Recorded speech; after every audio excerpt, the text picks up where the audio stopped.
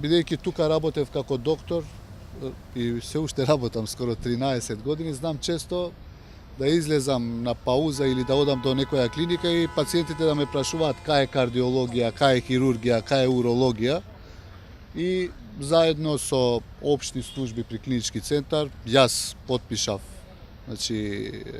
барање до нив, да се стават нови табели низ цел клинички центар, да се постават нови канти, бидејќи тоа недостасува, и сите тие показатели за клиники да бидат на 3 јазици, на македонски, на албански и на англиски јазик. И тоа е поставено. Поставени се нови 16 канти и се надевам многу скоро ќе се постават уште 20 во следниот период. Планираме во втора фаза да поставиме и светла низ цел клинички центар. Меѓутоа за тоа ќе ни треба време уште малку, меѓутоа работиме и во тој правец. Мислам дека клинички центар е центарот на здравството, епицентарот на здравството во Македонија.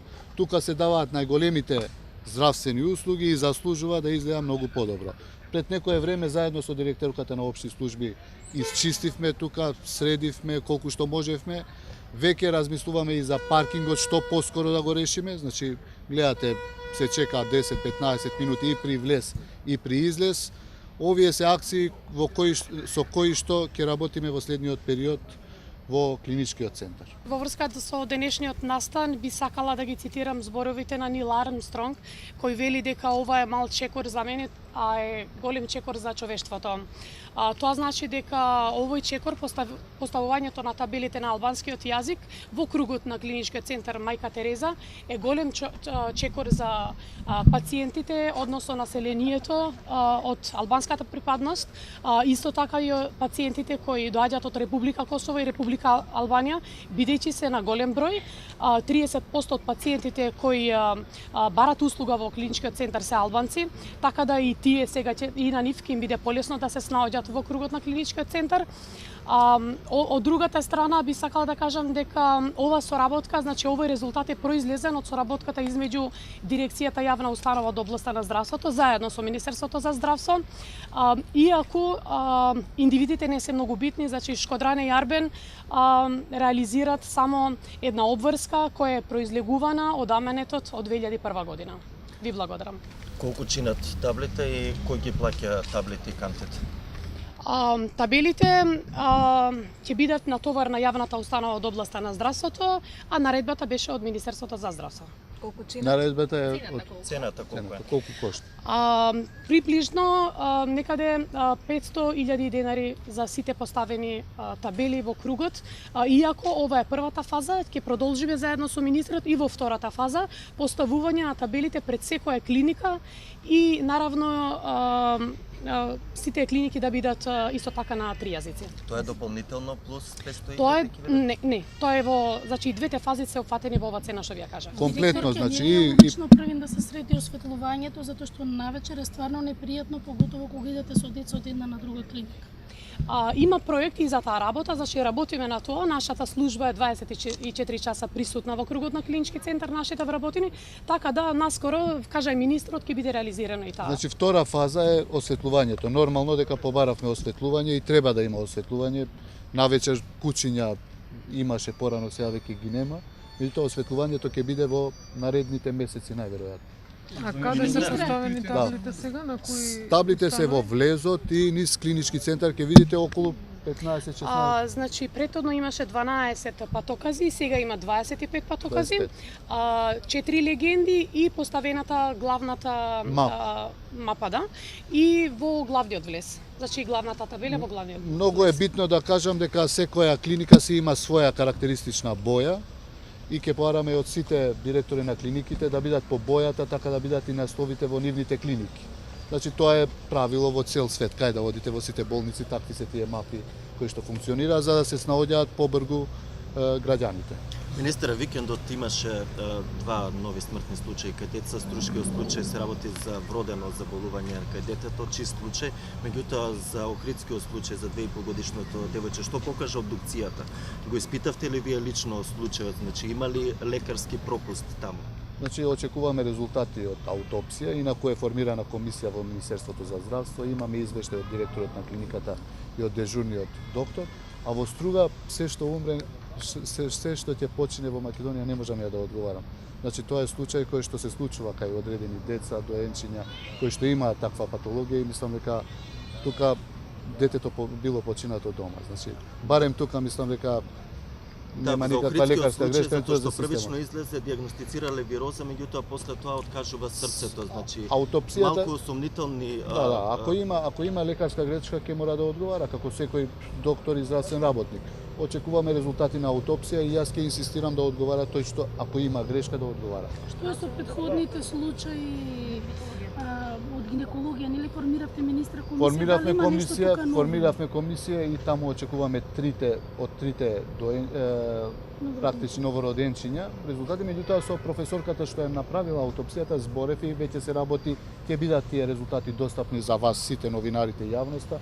Практично дека имало белодробни проблеми сите три деца. Значи не е тоа што инкубатори што викаат опозицијата нема врска. Инкубатори имало слободно, сите три деца биле во инкубатор, така да тоа ќе се. Меѓутоа ја би сакал да имаме официјални извештаи и би сакал да ги видите вие тоа, за да не створиме конфузија во народот. За секој случај, еве последниве 5-6 случаи формирате комисија, имаше и за првиот случај од гостиварската болница со брза помош. Што покажа таа комисија? Нема никакви резултати од ниедна комисија, веќе 2,5 месеци.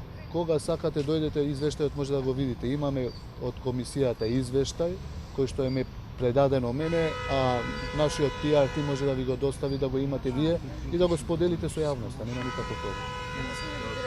Значи нема грешка во гостиварскиот случај, воопшто нема лекарска грешка. Потпишани се 5 професори кои што се компетентни по различни гранки од медицината. Ве молам, слободно дојдете, побарајте ни документ, да го имате, да го снимите и каде сакате, слободно може да го користите. За гостиварскиот случај се заинтересирав и за охридскиот случај се заинтересиравте лично. Истиот ден побарав од мојата екипа, кабинетот, се јавија кај директорите, истиот ден после 3-4 часа добив извештај од директорот, детален, директорката таму е. Веднаш побаравме, формиравме комисија, аутопсија, очекувам денеска треба да ми дадат резултати од тимот на патолози. Поминали техничкиот преглед на интензивната нега на клиниката за детски болести. Денеска треба Кети Ставрич, директорката, професорката Кети Ставрич да ми достави извештај. Стапи на полиција кажат дека клиниката била и целото министерство со големи долгови, посебно за вода. Може ли да ни кажете колку должат клиниките за комуналија, типот вода, парна струја, расчистено ли е тоа? И зошто се тие долгови направени? Се трудиме, значи јавната установа е линк измеѓу клиниките и добавувачите. Значи во јавната установа има долгови кои се на клиниките. Јавната установа нема пациенти, не дава здравствени услуги, така да сите тие долгови се на клиниките.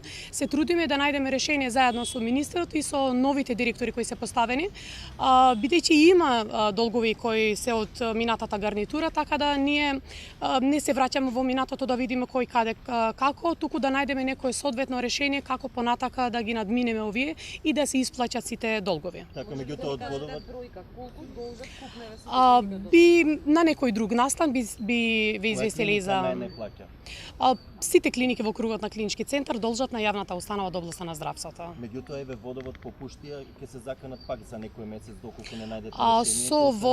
Со водовод, значи во соработка исто така со министерството, најдовме заеднички јазик, потпишавме договор на рати, така да плаќаме сега натака веќе 2 месеци плаќаме договор, ги плаќаме ратите редовно, нема да има никаков проблем. И ќе продолжат да се платат ратите редовно. Секако да. Секако дека Од кого? Дали ќе барате одговорност од претходните менаџери што не плаќаме? Значи треба да се направи анализа да се види. Се одговорност не е само еден директор, сите директори се на клинички центар. Ако треба така, сите се сменети, така се надевам новите директори нема да направат такви грешки, ќе ги платат редовно како што треба долговите што ги имаат, меѓутоа да знаете дека сите здравствени установи без исклучок се во долгови. И многу е тешко да се работи. Колкав е долгот генерално? Значи дојдете кај нас ќе ви дадеме точни информации. Сега ме прашувате нешто што не знам и јас точно. Меѓутоа можам може знаел. Значи, Ако едно знаеме. интересно да се каже дека Фондот за здравствено осигурување 2009 година, 1 јануари 2009 година ги покри долговите на сите клиники.